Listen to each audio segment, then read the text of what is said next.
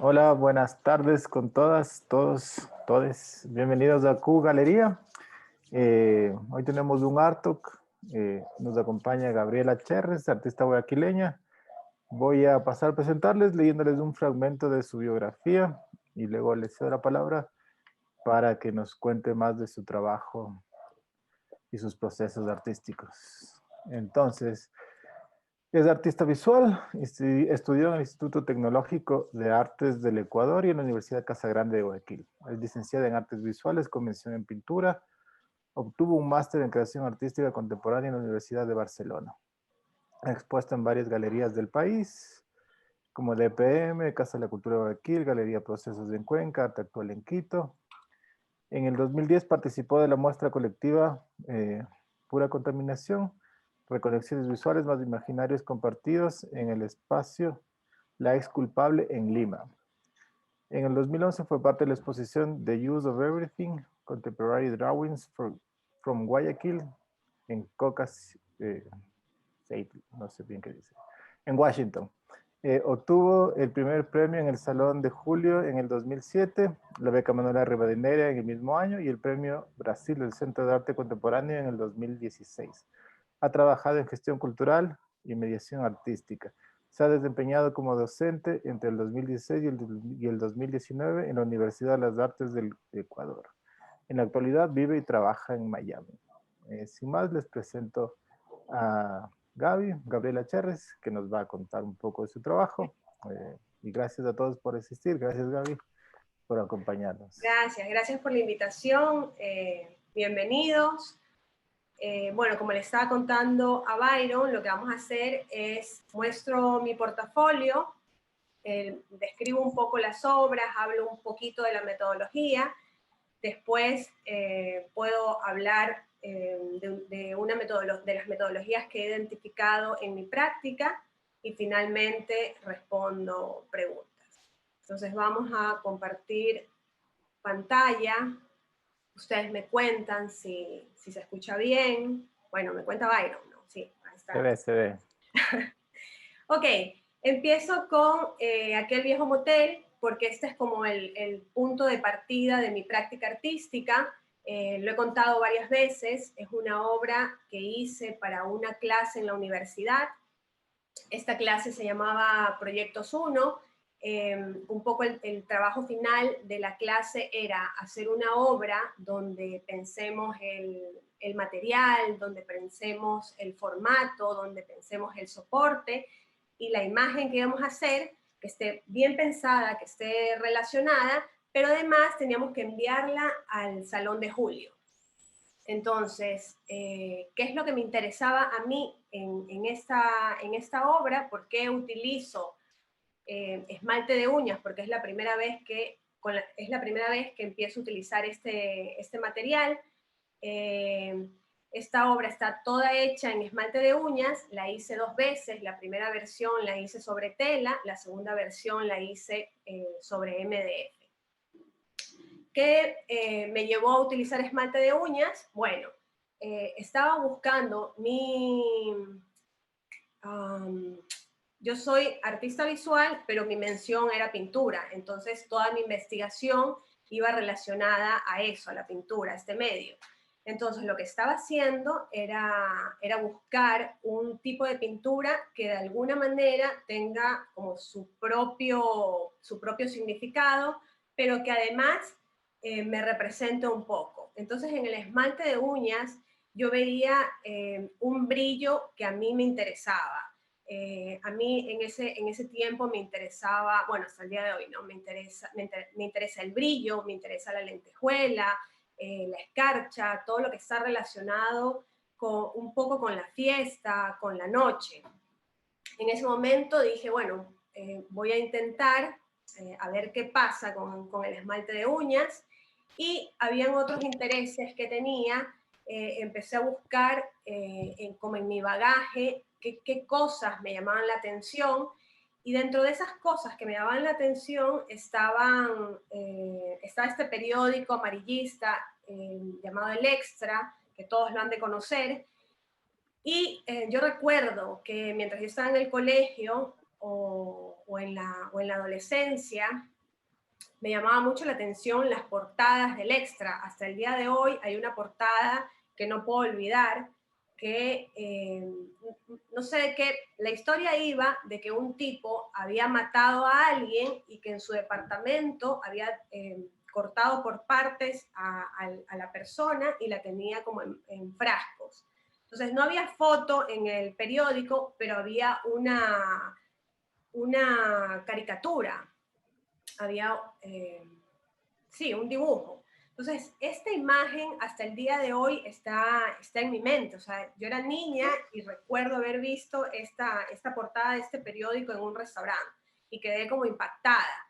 Además que también los que se acuerdan, había una serie de programas en Ecuador como Primer Impacto, que eran súper amarillistas. Entonces yo todo el tiempo estaba viendo estas cosas porque no había nada más que ver en la televisión. Entonces recurro al Extra, encuentro esta imagen donde hay un asesinato y mi primera idea era hacer de una imagen terrorífica, hacer algo hermoso. Entonces, por eso utilizaba el esmalte de uñas. El esmalte de uñas es un cosmético y cuando uno lo utiliza es como que intenta embellecer lo que este cosmético cubre. Entonces, esa era una de las primeras ideas que a mí se me venían a la mente cuando utilicé este material. Además, si esta imagen no tiene un cuerpo, no se sabe quién es la víctima, pero al leer la ficha te das cuenta que está hecho con esmalte de uñas, puedes pensar que la víctima fue una mujer. Ok, hago esta obra, ingresa al Salón de Julio, y después, al año siguiente, 2007, tengo que hacer otra obra para Proyectos 2 y se me ocurre que el esmalte de uñas es un material que me da muchas posibilidades. Hay diferentes colores. En este cuadro a mí me gustaban las veladuras que yo conseguía en la parte de la sangre. No se puede ver porque es computadora, porque es una imagen en computadora, pero si tú ves el cuadro en vivo, te puedes dar cuenta que hay diferentes tonos en la sangre, que hay hay unas transparencias, y además en la parte de la cama empotrada, los azulejos que hice, que pinté, casi que son en 3D, o sea, lo logré porque ponía capas y capas de brillo. Entonces, la parte de los azulejos a mí me parecía, era lo que más me gustaba de ese cuadro por ese 3D que conseguí.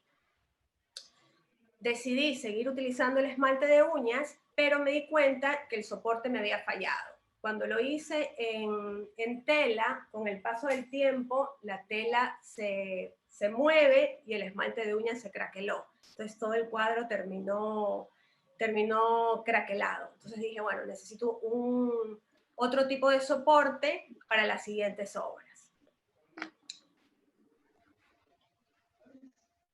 Después vamos a regresar a este cine. Vamos con Ardo por un cemental que me llene toda, que es la siguiente obra que hago, que es con la que gano el Salón de Julio en el 2007. También es hecha con esmalte de uñas. Esta vez el soporte son azulejos de baño o de cocina. Como les dije, ya tenía el material, lo que me faltaba era el soporte y las imágenes que quería representar. Cada vez que yo iba a la universidad, pasaba por una calle donde estaba este cine pornográfico que se llamaba Cine Fénix, ahora creo que es una imprenta o es una iglesia evangélica, una de dos. Este cine pornográfico, la fachada estaba hecha con azulejos y me parecía súper extraño porque los azulejos normalmente se utilizan en interiores y se utilizan en lugares húmedos y además son fáciles de limpiar. Entonces yo pensaba en ese material que debería estar en el interior, pero está en el exterior y además es un cine pornográfico que de alguna manera tiene que ser limpiado todo el tiempo porque hay como una suciedad en ese lugar. Entonces decidí, a partir de ver esta imagen y recordando cómo me quedó los azulejos de la cama empotrada de aquel viejo motel, decidí que el soporte podría ser estos azulejos, que además, si estábamos hablando de unos azulejos de cocina, podríamos pensar en el estereotipo de la mujer metida en la cocina. Entonces tenía soporte, tenía material, y las imágenes que quería pintar, pensaba en esas novelitas cursis que yo en algún momento había leído en revistas como Vanidades, estas novelas de Corín Tellado, pero me parecían demasiado cursis, y también pensaba en las hentai japonesas. Entonces, no que eran como muy extremas. Unas eran muy cursis, las otras eran, los dibujos no me interesaban, entonces estaba buscando algún intermedio y encontré unas revistitas mexicanas que son mucho más latinoamericanas, no son tan cursis y son así como, son como eróticas. ¿Cómo llegué a estas revistitas? Empecé a ir a lugares donde vendían libros usados, revistas viejas, en calles tipo la calle Machala, la calle Quito, que son unas partes que no están, en Guayaquil no estaban regeneradas. Entonces eran como unas partes peligrosas. A esos lugares iba a buscar este tipo de revistas. Ahí se las muestro. Bueno, entonces encontré estas revistas que me parecían geniales, ¿no? Entonces, este gesto, que no solo es pintar con esmalte de uñas, sino es utilizar unas revistas hechas por hombres para que las lean hombres. En el momento en que yo me apropio de esto, las cosas cambian completamente, ¿no? Con esta obra gano el Salón de Julio. Yo a veces lo que hacía era coger esas revistas, y si en una imagen la chica estaba vestida, a veces la desnudaba, a veces cambiaba los diálogos, ponía una jerga más guayaquileña, más ecuatoriana, y logré hacer estas historias. Incluso la historia original de Ardo por un cemental, que me llene toda, el final no me gustaba, porque el final era como, tenía una moraleja. La chica de esta historia es una chica que hace lo que normalmente las chicas buenas no deberían hacer. Entonces esta chica se enamora de un hombre casado, le pone los cuernos a su prometido, se pelea con su familia para huir con el hombre casado, finalmente se embaraza de este hombre. Entonces, al final de la revista, esta mujer pide perdón a todo el mundo, se arrepiente de todo lo que hace. Pero en el final de mi historia, las cosas yo no quería que sean así, ella no tenía por qué pedir perdón por lo que hizo. Entonces, el final que yo le pongo es diferente. La dejo, finalmente el tipo casado se muere, ella queda embarazada, pero ella queda pensando como, bueno, esto no está bien, esto es un problema. Y dejo que el espectador termine la historia en su cabeza. Me interesaba mucho también que el espectador juegue un papel importante. Esa idea de que el espectador termine la historia en su cabeza, lo conseguí después. Ya no me interesaba armar todas unas historias de 20, 25 azulejos, sino que solo pintaba uno o dos y lo dejaba ahí al espectador que se invente los finales o los comienzos de las historias. Solo les contaba un poquito y el espectador sigue ahí. La curadora Guadalupe Álvarez, cuando hablaba de esta obra, decía que la obra no es solo estas imágenes, sino es todo el performance, desde que yo voy a buscar estas revistitas a lugares no regenerados, a lugares peligrosos, con el uniforme del banco, porque yo trabajaba, mientras estaba haciendo todo esto, yo trabajaba en un banco, trabajé 11 años, 9 meses en el Banco del Pacífico, luego salía a estudiar a la universidad, y estudiaba en la mañana, trabajaba en la tarde y estudiaba en la noche. Entonces nunca tenía tiempo para cambiarme de ropa e ir a hacer estas cosas. Entonces con el uniforme del banco me tocaba correr a la bahía a buscar películas pornográficas, y en ese momento estaba haciendo una obra con películas. me tocaba ir con ese uniforme a comprar estas revistitas. Entonces, Guadalupe Álvarez decía, es todo ese performance, ¿no? Todo eso que hacía para conseguir estas revistas, para después hacer esta obra. Y lo que sucedía con esta obra era que el espectador creó un personaje. O sea, cuando gané el Salón de Julio, yo hablé con el mediador y me decía, bueno, la gente viene a ver la obra y me pregunta, cuando ven la ficha, que es una mujer la que hizo esta historia, me preguntan cómo eres tú, me preguntan cómo eres físicamente. Entonces la gente me atribuía esas características de los personajes de mis baldosas, me los atribuían a mí. Entonces, me parecía súper raro. Luego, con el paso del tiempo, comprendí que, claro, en medio de esa sociedad que era Guayaquil, 2007, donde la iglesia metía mano en todo, que haya una obra ganadora del Salón de Julio que diga esta frase, ¿no? Que tenga este título, Ardo por un semental. O sea, una chica de 24 años ardía por un semental que la llena toda, ¿no? Después de 10 años comprendí lo fuerte que era esa obra. Y en ese momento era como muy desde la intuición mi trabajo. Luego ya empecé a tener otros referentes teóricos que le daban mucho más peso a ese trabajo. Esto es 2007, luego hice una exposición en el 2008 que se llamó Imágenes Retro, Arte de Infieles. La curaduría fue de Rodolfo Kronfle. La hice con 2 compañeras más de la universidad. Y aparte de los azulejos, hice varios azulejos, aparte de los azulejos había una obra en audio. Lo que yo hacía en ese audio era sacar de las películas porno, sacaba solo la parte en donde las chicas o los chicos gritaban, oh my God.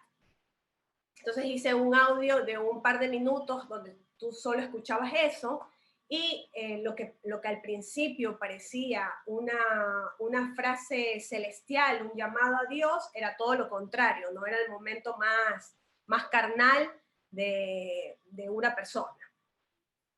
Ok. En el 2010, perdón, esto no. En el 2010 me toca hacer la exposición de graduación. Ya no utilizo estos azulejos contando estas historias, sino que, ¿se acuerdan que yo les decía que todo el tiempo pasaba por una calle donde estaba un cine pornográfico? Me llamaba tanto la atención este espacio que un día me bajé, tomé la fotografía y dije, bueno, esto en algún momento me ha de servir para algo. Cuando me voy a graduar, decido hacer esta fachada con teselas vítreas, que son estos pequeños mosaicos con los que se hacen murales, con los que se hacen piscinas. Decido hacer esto porque me seguían interesando esos temas que de algún modo eran tabúes en Guayaquil, pero me interesaba seguir hablando de estos temas, pero ya no de esa forma explícita como en los azulejos, sino por medio de una fachada, ¿no? Entonces, por ejemplo, la persona que me compró este mural me decía que él moría por comprarse un azulejo, pero que la esposa no lo dejaba. Entonces, esto que no mostraba ninguna imagen pornográfica, lo compró, lo puso en su casa, pero finalmente lo que él tiene en la pared de su casa es la fachada de un cine pornográfico, ¿no? O sea, qué fuerte esa idea. Les digo esto de que en algún momento me llama la atención algo, le tomo la foto y digo, bueno, esto quizás en algún día me va a servir para una expo, para una cosa, es para hablar sobre esas metodologías que uno utiliza a la hora de hacer sus obras. Una de las cosas que yo hago, que antes solo lo tenía en mi mente, esto fue un milagro que tomé la foto, pero normalmente tengo como ideas y las dejo ahí descansando y después cuando voy a hacer una exposición empiezo como a sacarlas. Ahora, como ya dudo de mi memoria, lo que sí hago es anotar. Tomo fotos de todo lo que me interesa, anoto, pongo fechas, pongo, qué sé yo, si me... ¿Escuchan a mi perrita? Ya. Pongo fechas, pongo la frase que se me ocurrió, si puedo tomar fotos, tomo la fotografía, etcétera, etcétera, porque en algún momento, cuando quiero hacer una expo, puedo revisar esos apuntes y tener ideas que me ayuden. En el 2010 también hago esta obra que se llama Reforma Curricular, donde me visto con diferentes uniformes de colegios de señoritas de Guayaquil, que son emblemáticos, y me tomaba las fotografías con la cámara de la computadora y se las enviaba a un poeta que es ecuatoriano, pero está viviendo en París. Yo le escribía a este poeta, les mandaba estas fotos a este poeta y él me mandaba versos, me mandaba poemas. El que conoce a Jimmy Mendoza, el dueño del cacao, sabe qué tipo de poemas puede estar enviándome él. Lo que yo hacía era coger esos poemas y traducirlos en este lenguaje que se enseñaba en estos colegios, que es la taquigrafía. La taquigrafía es como unos signos que te enseñan para que tú puedas tomar nota lo más rápido posible, ¿no? En estos colegios de señoritas te formaban para que tú seas secretaria. Entonces, con estos puntos, estos ganchitos, tú tomabas nota más rápido de lo que te decía tu jefe. Entonces, esta obra es un comentario para ese estereotipo de las películas porno que siempre aparece la colegiala, pero también es hablar sobre esta educación para señoritas que te forman para siempre estar atrás de un hombre, ¿no? Ser la secretaria de alguien. O sea, tú te metes a estudiar en ese colegio para ser la secretaria de alguien. Lo divertido fue que yo trabajé de secretaria durante muchos años en el Banco del Pacífico. Nunca aprendí taquigrafía, bueno, eso creo que eso es mucho más antiguo. Y una compañera mía, que también era secretaria, era la que me traducía los poemas. Otra de las cosas que sucedió con esta obra fue que meses después de haber hecho esta exposición, hubo una polémica en las redes sociales porque se empezó a filtrar un video donde las chicas del 28 de mayo bailaban perreo con los chicos del Vicente Rocafuerte. Entonces, a las chicas se las quería castigar, se las quería botar del colegio, y a los chicos nunca pasó nada con los chicos, ¿no? Entonces, siempre esta idea de que el cuerpo que se quiere controlar es el cuerpo de la mujer y lo que haga el hombre es aplaudido. Bueno, luego de esto, me voy a trabajar, me gradúo, me voy a trabajar un par de años a Quito, trabajé 2 años en el Centro de Arte Contemporáneo, estuve administrando exposiciones, estuve a cargo del equipo de mediación, aprendí un montón de cosas sobre gestión y sobre mediación educativa. Después de esos 2 años me voy a estudiar, a hacer un máster en Barcelona, un máster de creación artística contemporánea, y al regreso consigo trabajo en la Universidad de Artes de Guayaquil, y eso fue en el 2016. Y en el 2017, que ya se cumplen los 10 años de haber ganado el Salón de Julio, no les conté la polémica del Salón de Julio, les cuento rapidito, decido celebrar esos 10 años. ¿Por qué decido celebrarlo? Porque la pieza Ardo por un semental causó tal polémica en la ciudad porque el monseñor Elías Dávila se quejó, mandó un texto a la prensa diciendo que cómo era posible que una obra con esas imágenes y con ese lenguaje gane un prestigioso salón de la ciudad, que él estaba de acuerdo con la regeneración urbana, pero esto que había sucedido en el Salón de Julio era una atrocidad. Entonces, en ese momento no pasó nada, pero 2 años después se aumentó una cláusula en el Salón de Julio donde dice que a ese concurso no pueden ingresar obras que tengan algún contenido sexual explícito. Entonces hay como un antes y un después de esa obra. En el 2017 se me ocurrió que quería celebrar los 10 años, que esa obra, como fue polémica, no volvió a salir, no volvió a exponerse, creo que se le expuso 1 o 2 veces y nunca más salió de las cajitas de cartón. Entonces, hablo con los del Museo Municipal, les explico mi obra, les mando una carta, bla, bla, bla, me dicen que sí, y armo una exposición que se llamaba Cherry me dice cosas que no quiero saber. Mi apellido es Cherres, mis amigos y en la universidad me decían Cherry. Una de las obras que pongo en esta exposición se llama Benjamín, corazoncito, Benjamín Carrión, corazoncito, Gabriela Cherres. Y es una frase de Benjamín Carrión que yo me apropio. Yo la hago con estos globos dorados que se empezaron a poner de moda hace un par de años. Y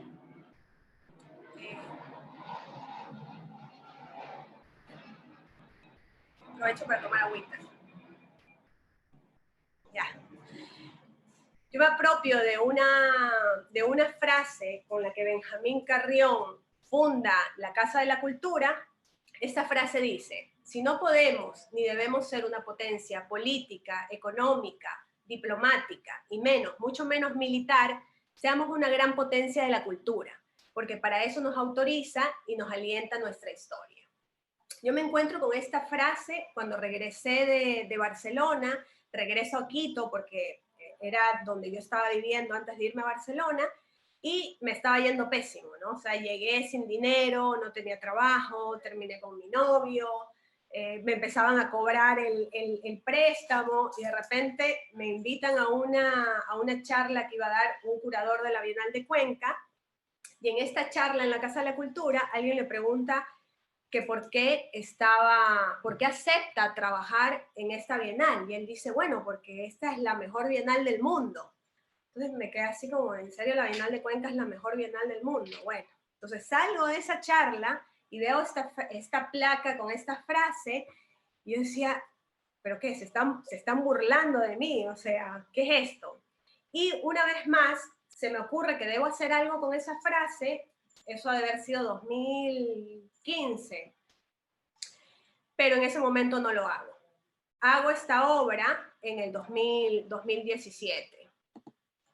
Entonces, la frase que a mí se me ocurre, el sueño que yo tengo, ya que no pudimos ser esa potencia política, quedó así. Si no pudimos ser una potencia política, económica y mucho menos militar, seamos una gran potencia sexual, porque para eso nos autoriza la historia y nos alienta el cuerpo.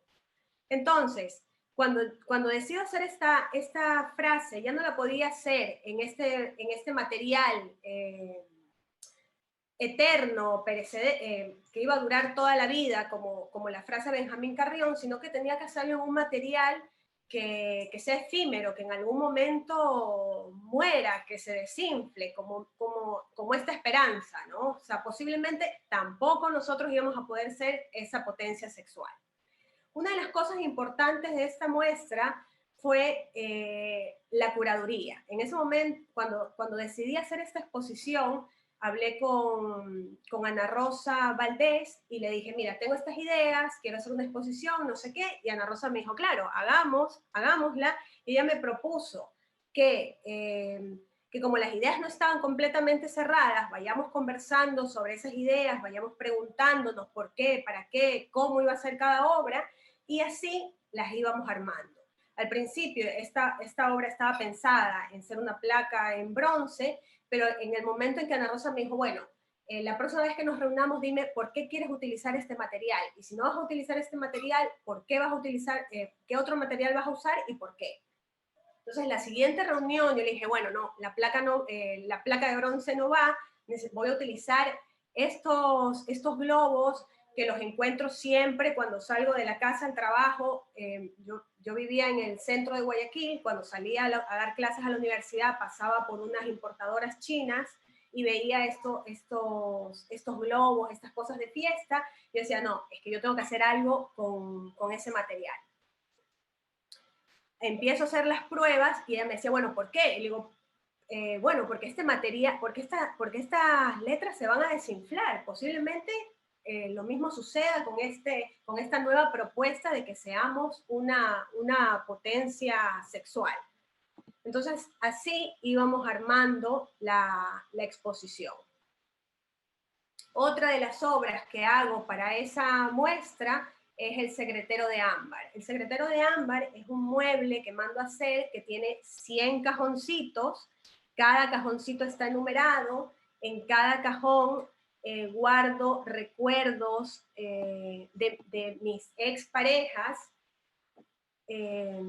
fotografías, cartitas, regalitos, recuerdos, fetiches, un montón de cosas que yo iba guardando y que las iba relacionando con esas parejas. Pero no solo era una parte, no solo quería guardar recuerdos de las parejas, sino que también los calificaba. En alguna parte del cajoncito yo les ponía estrellitas. La calificación era del 1 al 5. 5 era la mejor calificación. Igual era profesora, ¿no? Trabajé de profesora como 3 años en la universidad, entonces esa parte de calificar ya me gustó. Entonces, no solo calificaba la parte sexual, sino cómo era la relación. Entonces, algunos que se han de haber portado mal, sacaron media estrellita. El primero sacó media estrellita, no tengo fotografías. El secretero de ámbar, a mí, mi mamá me quería poner ámbar, pero mi papá, cuando llegó al registro civil, le dijo a mi mamá, ¿cómo le vas a poner nombre de puta a la niña? Y me pusieron María Gabriela. Entonces, pero hasta el día de hoy, mi mamá, mi hermana, me siguen llamando ámbar. Y a mí esa historia siempre me ha parecido muy divertida. Y por eso este nombre para esta obra. Después de esta obra, bueno, explico un par de cositas. En la ficha técnica de esta obra, al lado estaba una lista con nombres y con números. Entonces, tú podías en la lista ver un nombre e ir al cajón para saber qué contenía esa cajita. Esta es otra obra que hago con globos para el Fonca Fest.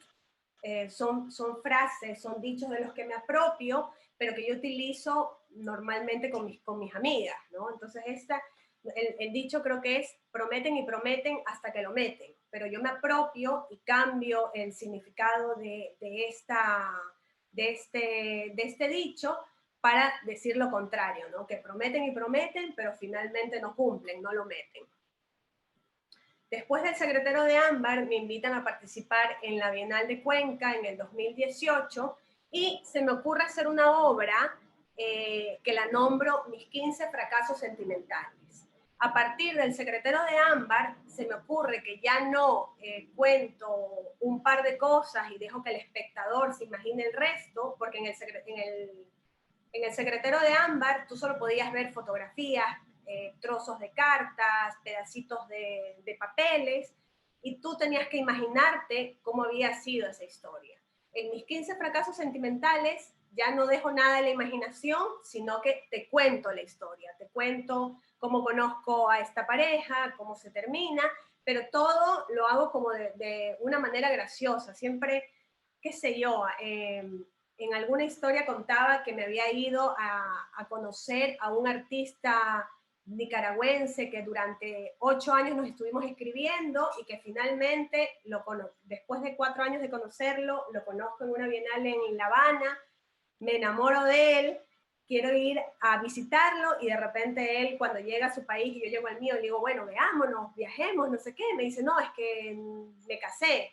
Y yo, pasan los años y finalmente él se divorcia, yo me separo de mi pareja, viajo a Nicaragua y lo que normalmente será una historia de amor termina siendo un fracaso sentimental, pero un amigo me pregunta, bueno, ¿y cómo te fue? Y digo, me fue fatal, pero por lo menos solo pagué la mitad del pasaje. O sea, era como que yo siempre le busco el lado positivo a las cosas, ¿no? Entonces, cada una de estas historias cuenta ese fracaso, pero intento como ver el lado amable.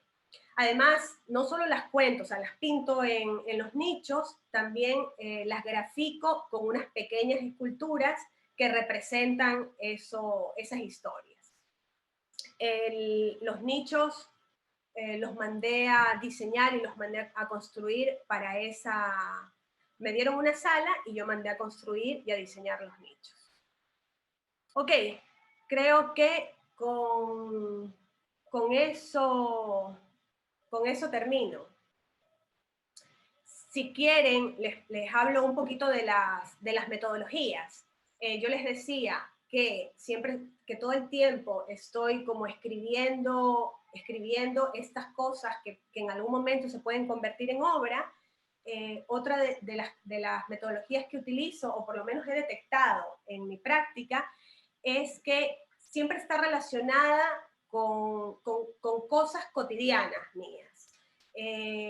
Lo que yo les decía, el recorrido para la universidad, encontré el mural del Cine Fénix. El recorrido para ir a dar clases en la universidad, encontré este material que eran los globos de colores. Entonces voy diciendo, mira, aquí tengo un material, por acá tengo una imagen. A veces leo cosas y digo, esto se relaciona con tal obra. Entonces la subrayo, le pongo un masking tape al libro, o leo alguna frase y digo, esto me sirve para alguna obra. O sea, todo el tiempo estoy como atenta a lo que pasa alrededor mío, porque en algún momento eso puede detonar y me puede servir para un proyecto. O sea, ya ahora cuando me va mal en una relación, digo, bueno, ya va para el cajón, fracaso sentimental, o sea, ya voy organizando, ya nada me pasa, ya nada es malo, o sea, aquí ya todo sirve para algo.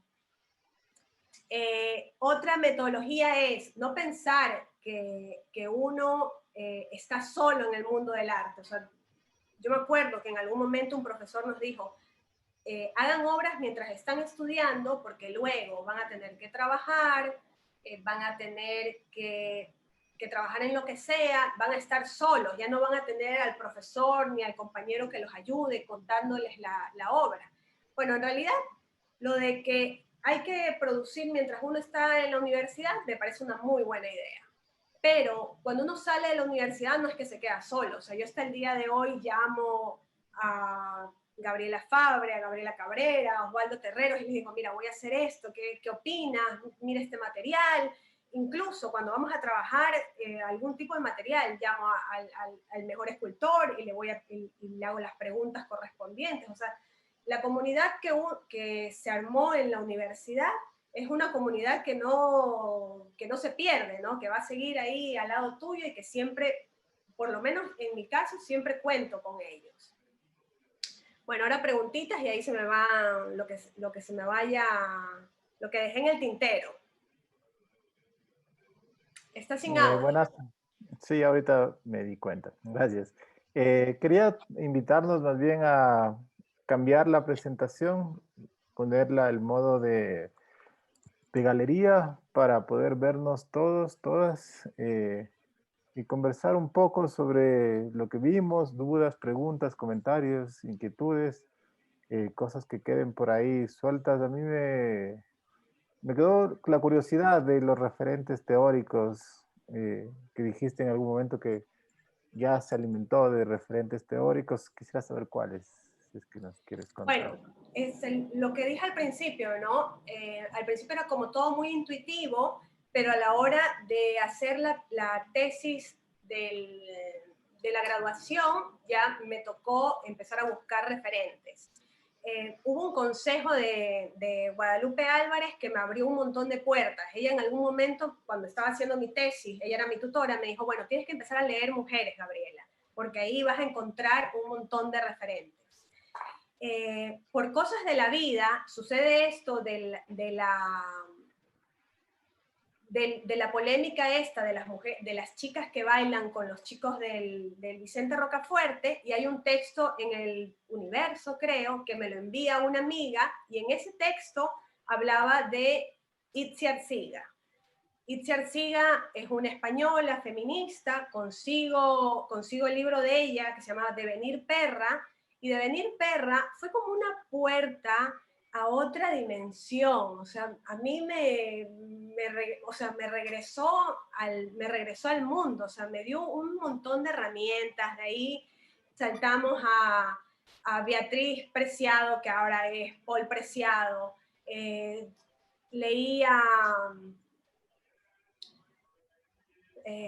la Virgin Despentes, y después de Virgin Despentes vino un montón de mujeres, Camille Paglia, o sea, hubo un montón de mujeres que ya empezaron a llenar mi librería y mi corazón, que después ya empezaba a relacionarlas con mis obras, o sea, en Barcelona vi la obra de Sophie Calle, que me enamoré, o sea, Sophie Calle contando todos sus desamores, haciendo películas con los novios, la carta de amor la carta del ex donde la deja, y ella con esta carta que se le entrega a un montón de gente para que le digan qué hacer, y le pregunta a la madre qué hacer, y la madre le dice, bueno, yo me imagino, así es la vida, y yo me imagino que lo que tú vas a hacer es obra. Entonces me parece hermoso, a mí cuando me rompen el corazón, yo empiezo a ver el catálogo de Sophie Calle, así, para acurrucarme. Y de ahí mil cosas más. Tracy Emin, que en algún momento alguien me había dicho que le parecía muy escandalosa Tracy Emin, pero qué más político que hablar de lo personal, ¿no? Y bueno, tengo un montón de referentes más, pero bueno, ya con esos creo que abrí una puertita. ¿Alguien más quiere preguntar algo?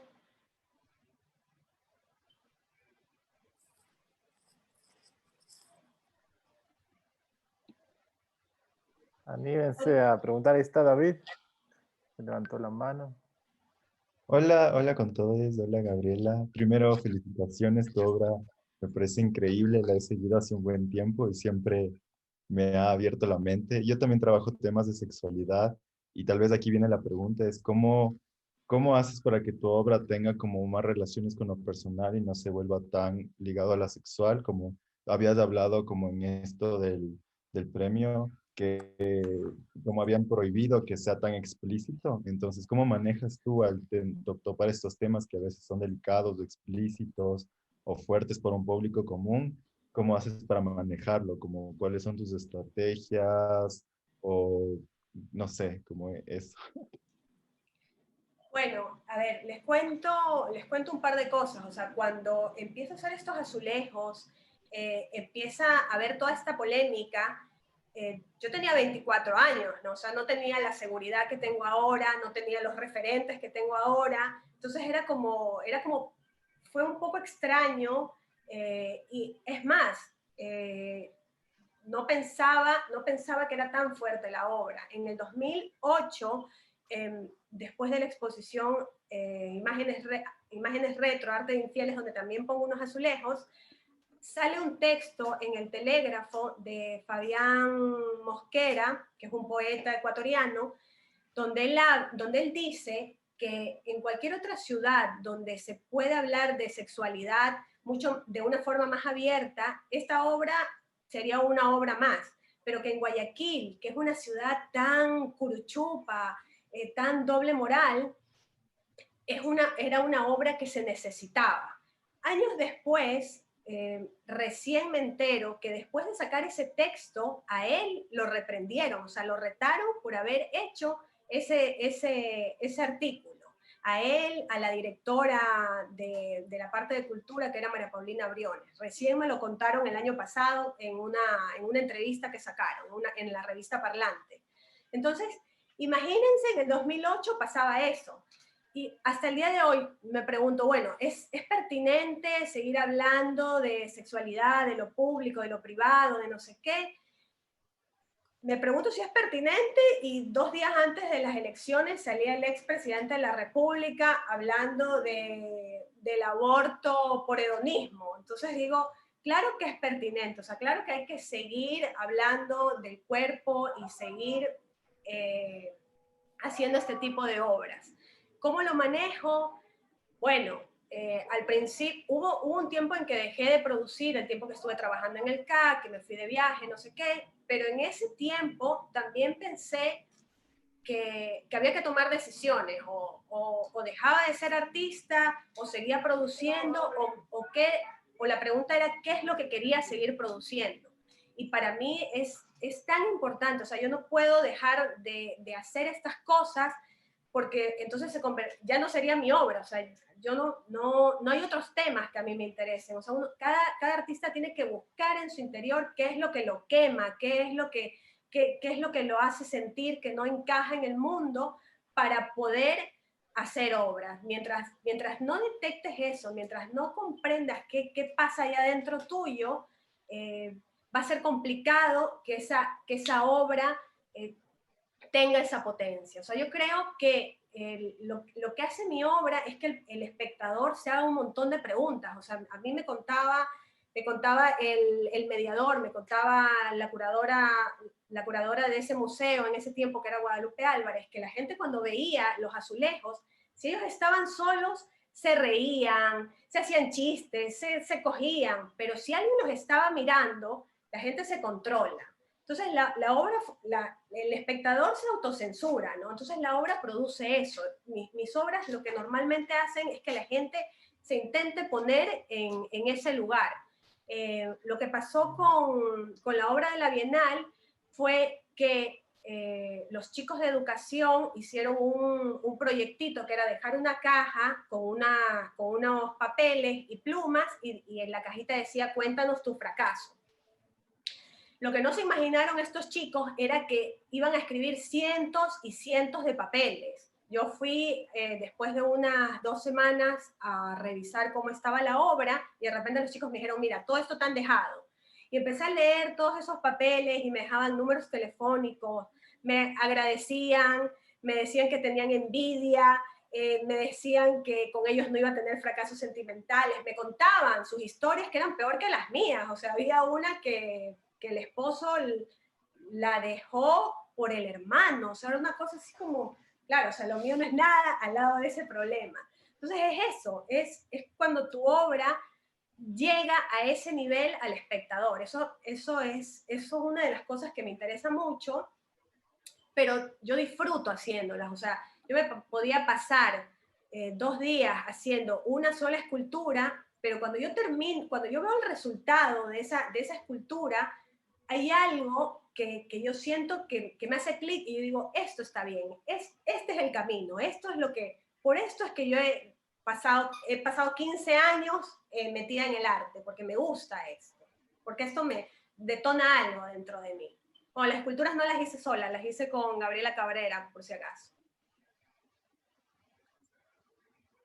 Qué importante hablar estos temas. Justo estaba pensando con lo que decías a partir de la historia o la anécdota de lo que sucedió después de la obra, de cómo la gente se comportaba al ver la obra, cuando estaba sola, cuando estaba siendo vista por alguien, como esos comportamientos sociales que tenemos ante la sexualidad, ¿no?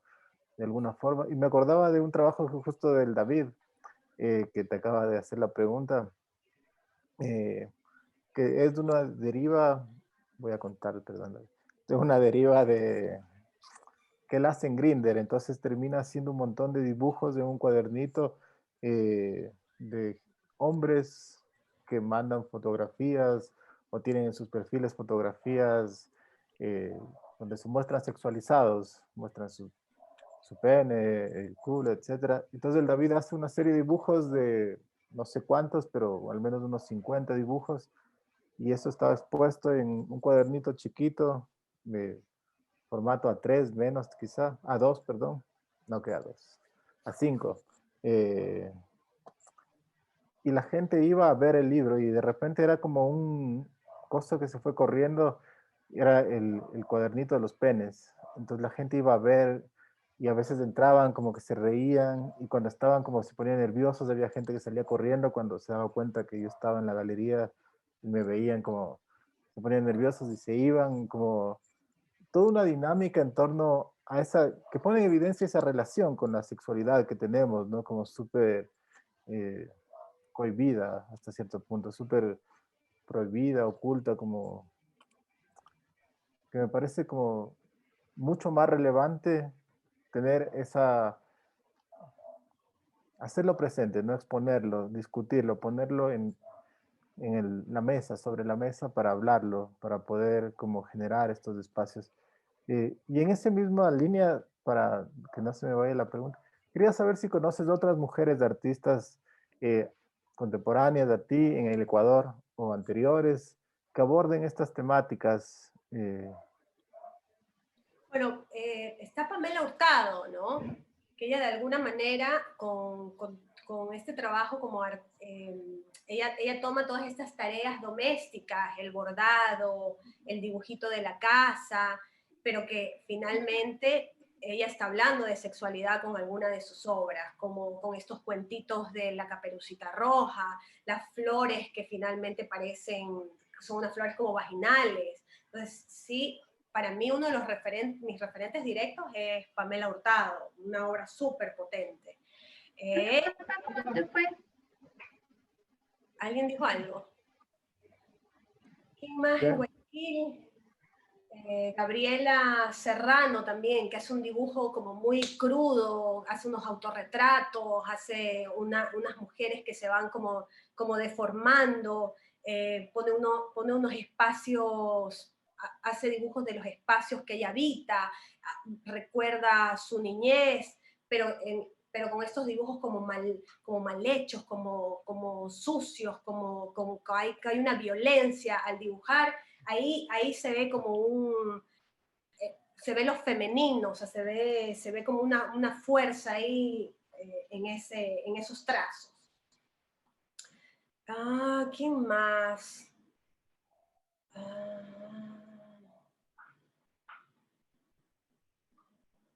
Bueno, y de ahí los que ustedes conocen,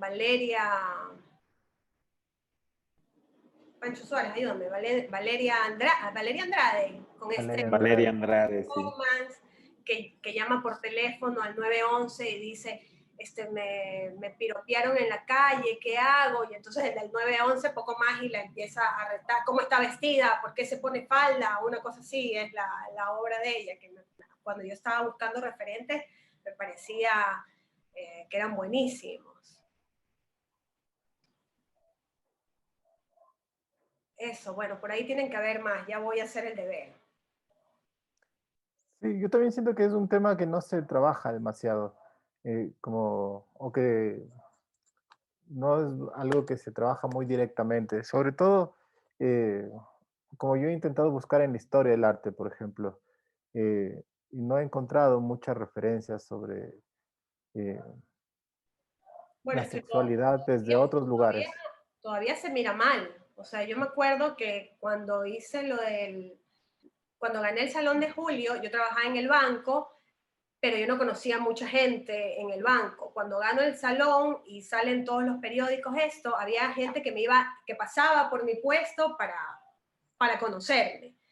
Por suerte, en esa época mi jefe, de alguna manera, no sé cómo, él sabía que estaba estudiando arte, no entendía, pero yo le explicaba, pero yo sé que él no entendía lo importante que era esto, pero él dejaba que yo me vaya a la charla, que me vaya a no sé dónde, pero las de recursos humanos, que de hecho eran mujeres, me miraban mal. O sea, en algún momento me llamaron y me dijeron que las mujeres no solo tienen que portarse bien, sino que tienen que no solamente tienen que ser buenas, sino que también tienen que aparentar ser buenas.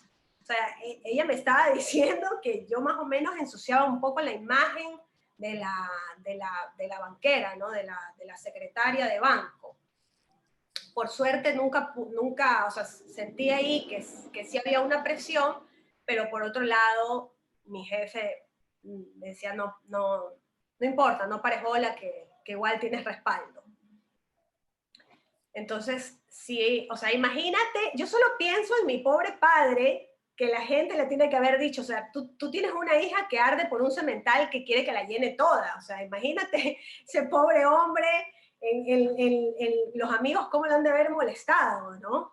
Nunca me reclamó mi padre, nunca me dijo nada. Bueno, al principio sí estaba como, me preguntaba, ¿por qué pones verga? Y digo, ¿qué? Voy a poner pene, padre, pene voy a poner en el azulejo. Entonces, él siempre me preguntaba, ¿pero qué estás haciendo? ¿Pero qué es esto? Ya dejó de preguntarme hace un par de años, ya.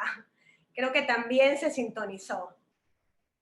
Pero sí tiene que haber sido difícil. Bueno, estamos medio como sobre el tiempo, entonces no sé si alguien tiene alguna otra pregunta. Ahí vi que el Pancho prendió el micrófono. Oye, ¿qué más, Terry? ¿Cómo vas? Oye, te quería preguntar si ahorita estás trabajando en obra nueva. O sea, porque claro, o sea, como tu obra se relaciona mucho al contexto donde estás, digamos, las relaciones afectivas, también algo de la cultura popular, ¿no? Con esto de los azulejos y el cómic. Y ahorita sigues viviendo en Miami, me imagino. ¿O Bueno, no? O te sea, cuento digamos, que ya por lo menos voy 5 fracasos sentimentales más. bueno, va siguiendo, Tengo sigue 5 creciendo la más. serie entonces. Y bueno, sí, sigo trabajando. Bueno, igual tengo como otro proyecto que voy a lanzar este año con una compañera que creo que me está viendo. Y estoy trabajando en mi obra, ¿no? O sea, lo que les decía al principio, siempre estoy anotando, siempre estoy como atenta a todo lo que sucede. Y sí tengo tengo algo nuevo que me está emocionando. O sea, para mí lo ideal sería que este 2020 yo pueda hacer una exposición, vamos a ver cómo están las cosas. Y lo que me interesa ahora son estas obras que están en proceso, ¿no? O sea, El secretero de Ámbar, ya tengo que hacerle actualizaciones, los fracasos sentimentales también ya necesito hacer unos cuantos más, y tengo otra obra que también que va a ser una obra en proceso y que todo el tiempo va a estar creciendo. Entonces, en eso estoy, Pachito.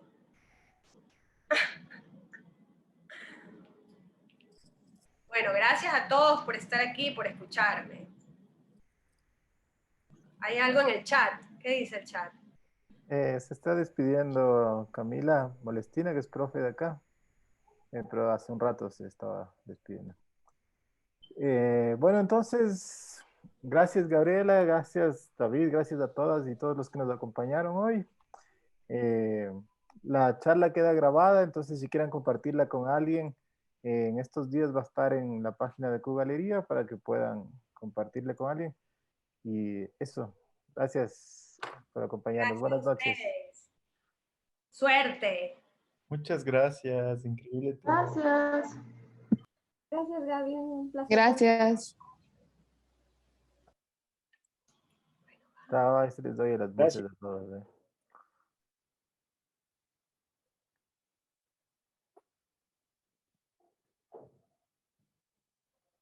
Habla, va a dejar de